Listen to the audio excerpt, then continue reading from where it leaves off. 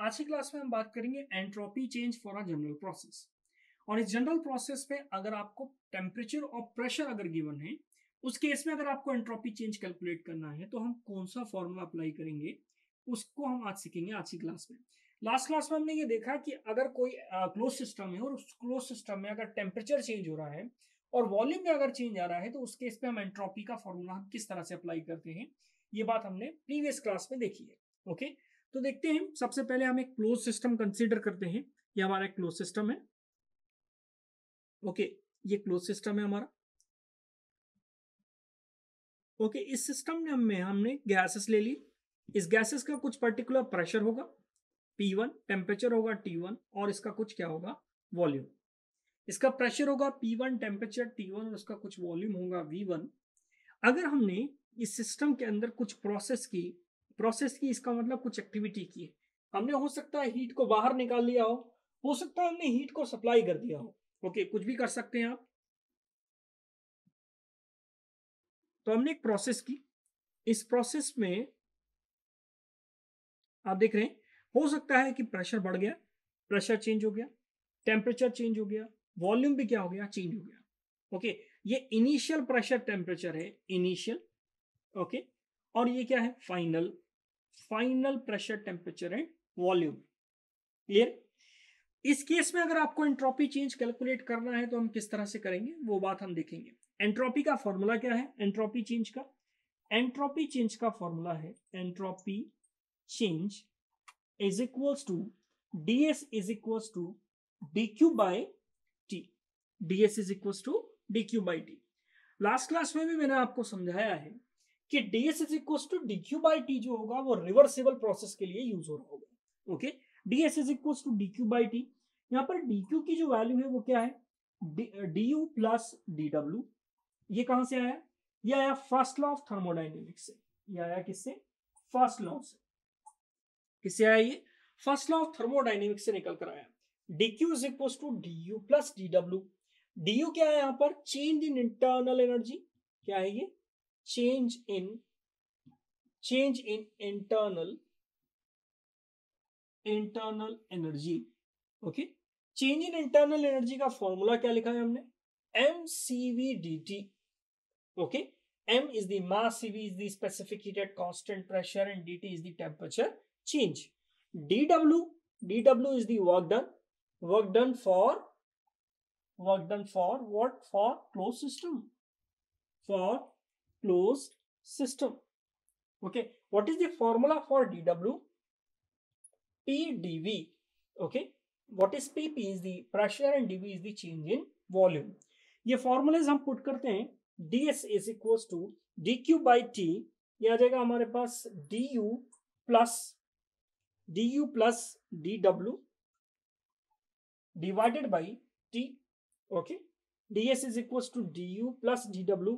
यहां पर हमने क्या किया, dq की वैल्यू को यहां पुट कर दिया, dq की वैल्यू को पुट कर दिया। du जो है वो क्या है, mcv dt एंड dw क्या है, dw है pdv डिवाइडेड बाय t। अब आप क्या कर दीजिए, अलग अलग कर दीजिए, mcv by T plus dt plus p by T dv। Similar previous हमने जो डेरिवेशन किया है उसी की तरह है। यहाँ पर pv is equal to mrt जो गैस लॉ है उससे आप p की वैल्यू निकाल लीजिए। ये क्या है, गैस लॉ। ओके, यहां से अगर हम p की वैल्यू निकालें तो p की वैल्यू क्या निकल कर आती है, mrt बाई v। ओके, यहां से आपने p की वैल्यू रख दी। ये पूरा डेरिवेशन आपने लगभग प्रीवियस क्लास में भी देखा हुआ है। आगे चल के थोड़ा सा चेंज आएगा। देखिए, ds is equal to mcv divided by t dt plus p की वैल्यू हमने क्या रखी, p की वैल्यू हमने रखी mrt बाई v। डिवीजन में क्या है, t है, dv। हमने t से t को कैंसिल कर दिया।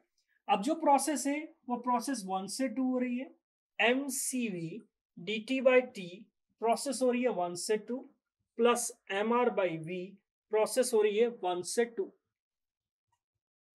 ओके, प्रोसेस हो रही है कहां से, 1 से 2। क्लियर है। अब देखिए, ये आ जाएगा change in entropy mcv ln T2 by T1 plus mr ln V2 by P1। ये फॉर्मूला है। ये फॉर्मूला तो पहले की तरह है, सिंपल जो हमने पहले फॉर्मूला निकाला था, mcv ln T2 by T1 mr ln V2 by V1। ये फॉर्मूला हम तब अप्लाई कर सकते हैं जब सिस्टम में चेंज इन टेम्परेचर दिया हो और चेंज इन वॉल्यूम दिया हो। लेकिन अभी हम जो फॉर्मूला जनरल प्रोसेस के लिए देख रहे हैं उसमें चेंज इन प्रेशर अगर गिवन हो तो हम क्या करेंगे, तो आप वॉल्यूम को हटा दीजिए। देखिए P1 PV is equal to क्या होता है, mRT। अगर हम स्टेट 1 और 2 के लिए अप्लाई कर रहे हैं, ये हमारी स्टेट 1 है, ये स्टेट 2 है, तो स्टेट 1 और 2 के लिए अगर हम अप्लाई करें क्या होगा, P1 V1 by T1 is equal to P2 V2 by T2। Okay, V2 by V1 की जो वैल्यू है वो हम किस तरह से निकालेंगे, ये आ जाएगा हमारे पास P1 T2 by P2 T1 is equal to V2 by V1। V2 by V1 की वैल्यू आप यहां पुट कर दीजिए। Change in entropy S2 minus S1 is equal to mcv ln T2 by T1 plus mr ln P1 T2 P2 T1। Okay, इसमें आप इस तरह से फॉर्मूला लगा सकते हैं कि ln log m into n क्या होता है, log m plus n। Okay, log m into n क्या होता है, log m प्लस n। तो यहां से हो जाएगा mcv ln T2 by T1 plus mr ln P1 by P2, okay, minus ln T2 by T1। हमने क्या किया, इसके साथ लॉग अलग ले लिया, इसके साथ अलग ले लिया, और ये हुआ कैसे, इसमें हमने क्या किया, फॉर्मूला लगा दिया। फॉर्मूला कौन सा लगा दिया, फॉर्मूला लगाया हमने log m into n is equal to log m plus log n।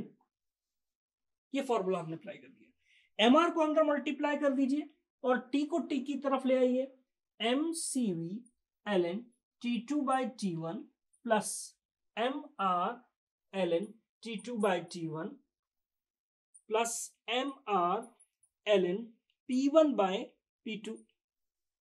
अब यहां पर देखिए m ln कॉमन, तो यहां से आ जाएगा m common, ln common, ln T2 by T1 common, अंदर क्या बचेगा, अंदर बचेगा cv प्लस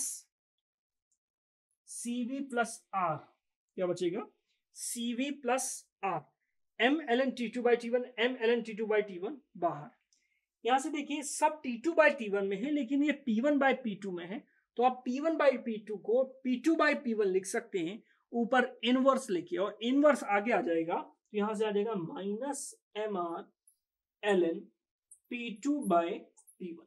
ओके, ये CV प्लस R क्या है, हमें ये पता है, फर्स्ट लॉ ऑफ थर्मोडायनेमिक्स में हमने ये सीखा है कि Cp minus CV is equal to क्या होता है, R होता है।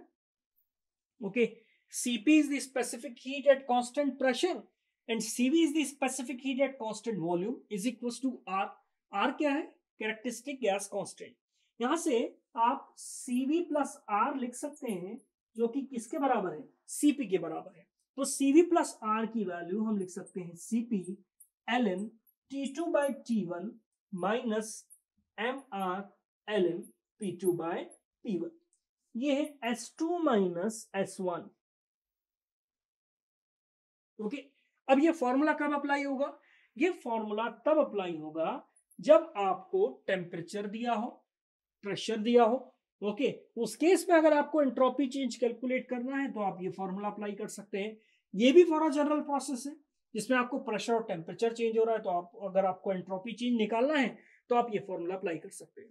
प्रीवियस क्लास में हमने जो फॉर्मूला ड्राइव किया था वो भी एंट्रोपी चेंज का है। उस केस में अगर आपको वॉल्यूम दिया है, टेम्परेचर दिया है और अगर आपको एंट्रोपी चेंज निकालना है तो आप प्रीवियस फॉर्मूला अप्लाई कर सकते हैं। ओके, तो ये था जनरल प्रोसेस के लिए। इसके बाद हम स्पेसिफिक केस देखेंगे। स्पेसिफिक केस मतलब अब अगर देखा बोला जाएगा कि कांस्टेंट प्रेशर पे बताइए एंट्रोपी चेंज कितना है, कांस्टेंट वॉल्यूम पे बताइए एंट्रोपी चेंज कितना है, कांस्टेंट टेम्परेचर पे बताइए एंट्रोपी चेंज कितना है। इस तरह से चीजें पूछी जा सकती हैं। तो हम नेक्स्ट क्लास में उससे रिलेटेड कुछ डेरिवेशंस करेंगे। ओके, तो आज की क्लास के लिए इतना ही। Thank you.